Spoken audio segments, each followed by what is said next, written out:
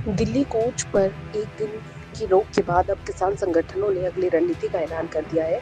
इस बारे में जानकारी देते हुए किसान नेता सरवन सिंह पंधेर ने कहा कि अगर उन्हें सरकार की ओर से कोई निमंत्रण नहीं मिला तो 8 दिसंबर को फिर 101 किसानों का जुलूस दिल्ली की ओर कूच करेगा। पंधेर ने कहा कि हम सिर्फ सरकार के निमंत्रण का इंतजार कर रहे हैं। किसान हरप्रीत सिंह की हालत गंभीर है, उन्हें पटियाला के राजेंद्र अस्पताल रेफर कर दिया गया है। उधर हरियाणा पुलिस ने मीडिया कर्मियों के लिए एक पत्र जारी किया है, जिसमें उन्हें शंभू बॉर्डर या किसी अन्य स्थान पर भीड़ से उचित दूरी बनाए रखने की सलाह दी गई है। पत्र में पंजाब के डीजीपी से मीडिया कर्मियों को सीमा से कम 1 किलोमीटर दूर रोकने का भी अनुरोध किया है।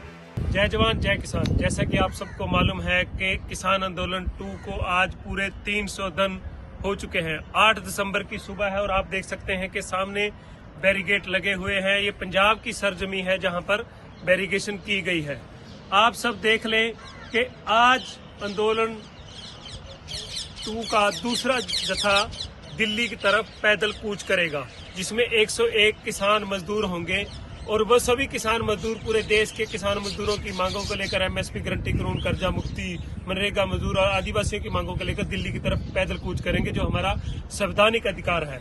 मगर जैसा कि आप सबको मालूम है कि पंजाब और हरियाणा सरकार की जो जुगलबंदी चल रही है, उसका कल फिर एक नया ताजा उदाहरण मिलने को देखा आपने कि हरियाणा सरकार द्वारा एक नोटिफिकेशन जारी कर दी जाती है कि जो मीडिया है, जो पत्रकार साथी हैं, वो इस मोर्चे से 1 किलोमीटर दूर रहेंगे, ताकि जो इस बीजेपी और सेंटर सरकार की करतूतें हैं, आंसू गैस के गोले चलाते हैं, ये गोलियां चलाते हैं, ये मिर्च का स्प्रे करते हैं, ताकि वो तशद्दुद, वो जो क्रूरतापूर्ण व्यवहार है, वो लोगों को नजर न आए।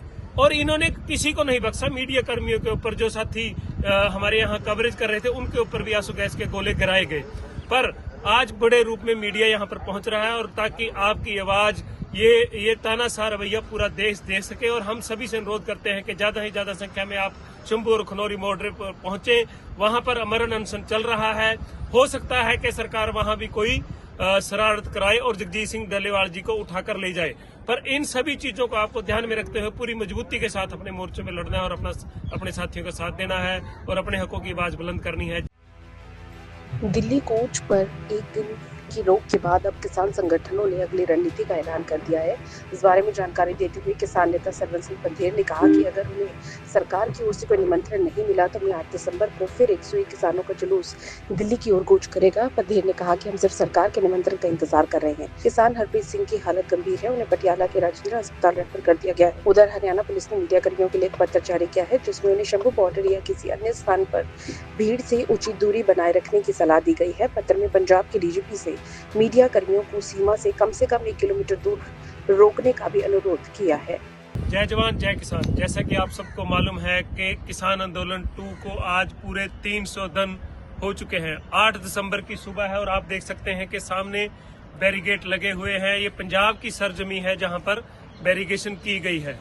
आप सब देख लें कि आज आंदोलन 2 का दूसरा जत्था दिल्ली की तरफ पैदल कूच करेगा, जिसमें 101 किसान मजदूर होंगे और वह सभी किसान मजदूर पूरे देश के किसान मजदूरों की मांगों को लेकर एमएसपी गारंटी कानून, कर्जा मुक्ति, मनरेगा मजदूर और आदिवासियों की मांगों को लेकर दिल्ली की तरफ पैदल कूच करेंगे, जो हमारा संवैधानिक अधिकार है।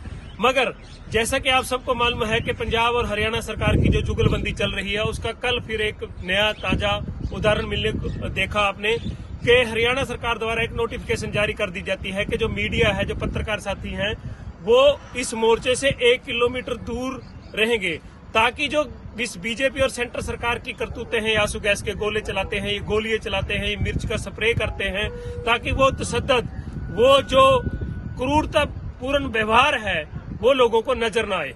और इन्होंने किसी को नहीं बख्शा। मीडिया कर्मियों के ऊपर, जो साथी हमारे यहाँ कवरेज कर रहे थे, उनके ऊपर भी आंसू गैस के गोले गिराए गए।